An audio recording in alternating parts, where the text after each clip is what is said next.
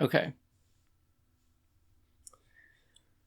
So, those of you who follow me on Twitter will know that I've recently suffered a death in my family.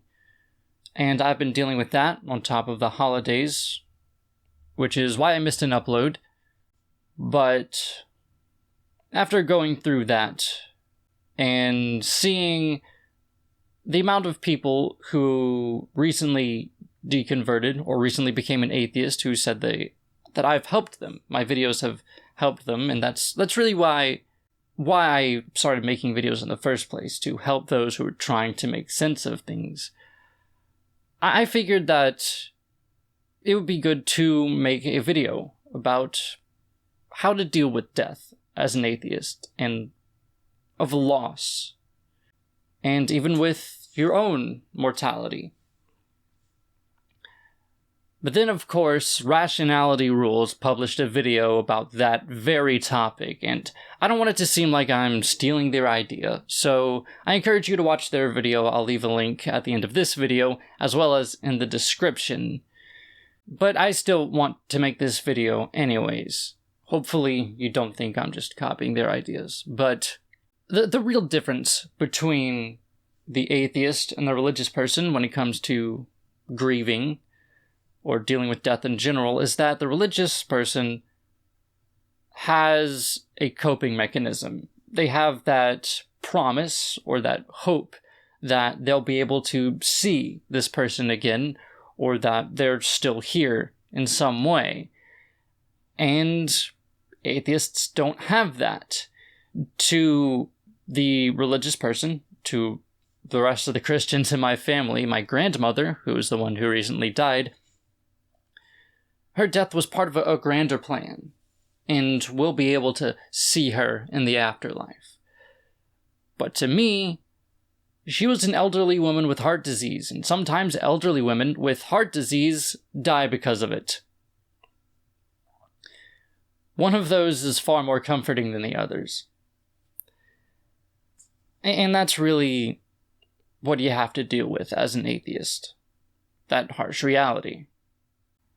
So, when you lose someone who was close to you, it's very saddening, especially if you don't really expect it. But since you don't have that coping mechanism that other people may have, you really need to find other healthy ways of coping. The best thing to do, I think, is to reach out to those who care about you, who will be able to comfort you, as well as those who have also been affected by this loss, because they may need the same comforting that you do.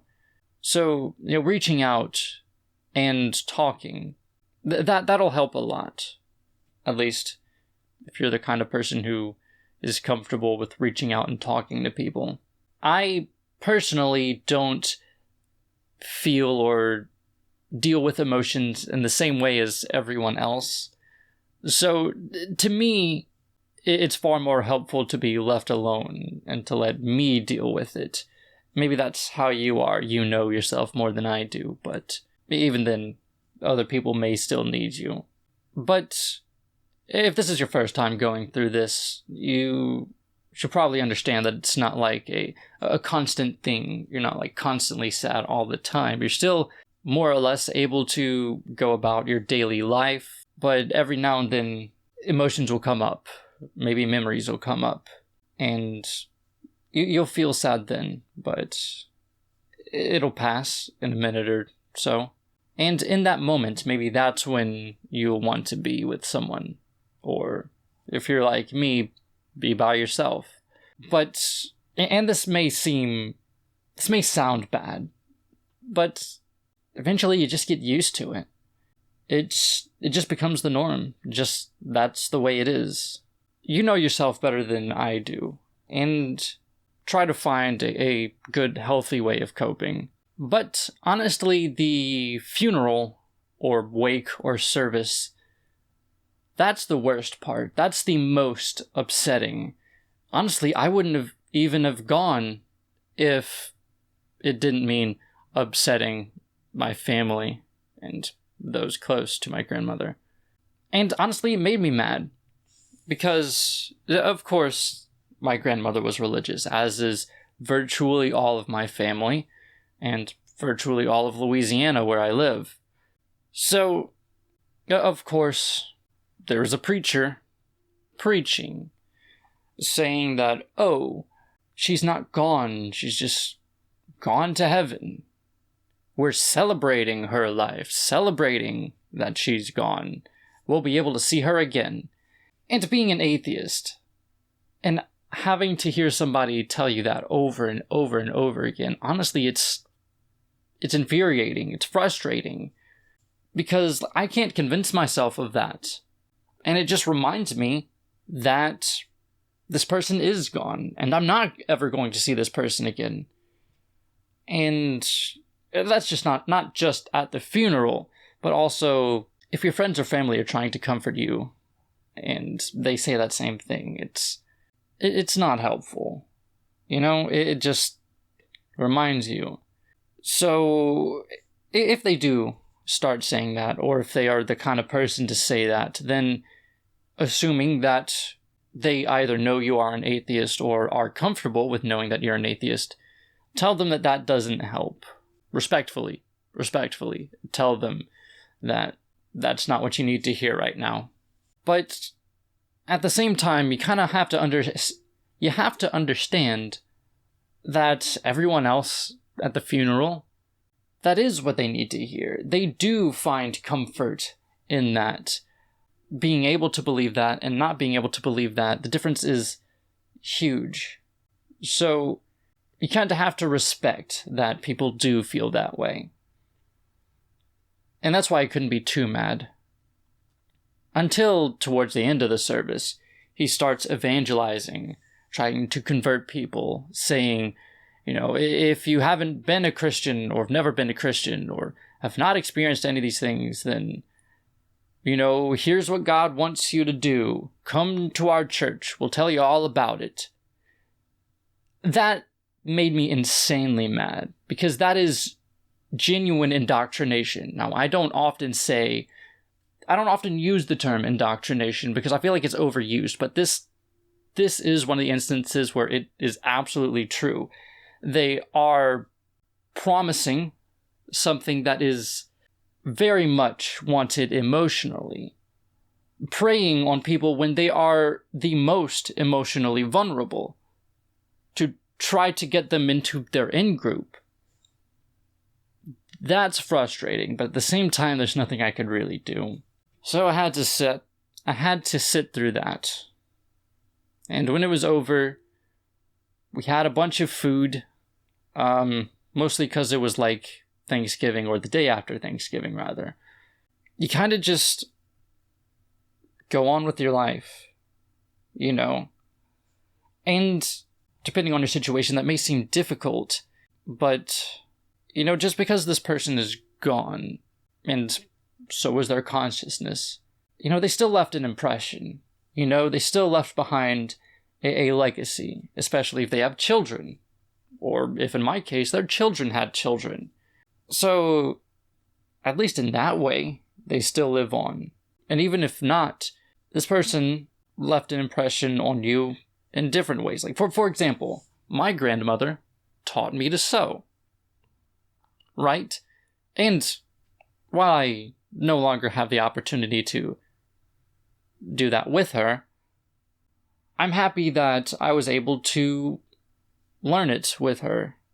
I'm grateful for being able to spend that time with her, and I can still sew, and I'd be more than happy to.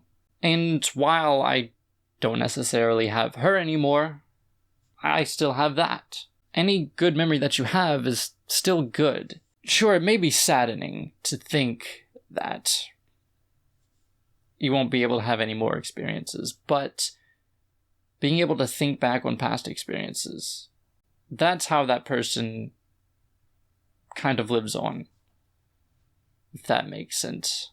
Now, I'm not the best at comforting people or even explaining things in general, so maybe I'm not the guy to go to. But what about your own mortality?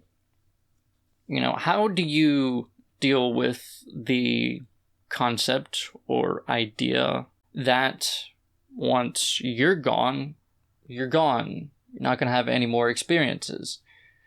This is something that is especially, troubling or worrisome or frightening to people who have recently deconverted, recently became an atheist or irreligious, I guess.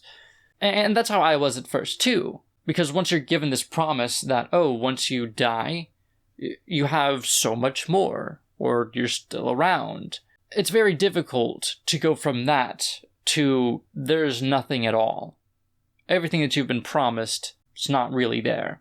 But for most people, it's something that you'll be able to come to accept. As I have. I've come to be able to accept that. Maybe you're not happy with that. You don't have to be, but being able to think to yourself, understand, and believe that this is it, this is all I have, there's nothing after this, whether that upsets you or not, that's kind of the first step. And you should also understand that being afraid of death, to a certain extent, is completely healthy, completely normal. And now to the Christian, or the otherwise religious person, they may think that once you die, there's an afterlife. Maybe you'll go to heaven, maybe you'll go to hell. And what you do in this life decides that. So they dedicate their lives to whichever one they want to go to. But as an atheist, you start to realize that this is all you have, And whether you like it or not, you are going to die. There's no escaping that. Death is going to come. So what that tells me is that while I'm still here, I should seek the opportunity to make my life better, to make my life worth living. And that more or less keeps me going. I want to live my life in a way that when it's over, whenever it's over, I'll be happy with it. And for those of you who are suicidal, as some people are who watch videos like this, really think about that. If you ended your life right now, would you look back on it if you could and say that was a life worth living? Because if not, then once you're gone, you don't even have the chance to change that. But while you're still here, you do. You have the chance, and you have the opportunity. And it's up to you whether you take that or not. To me, that's what it's all about. So, atheists we don't really think about death much.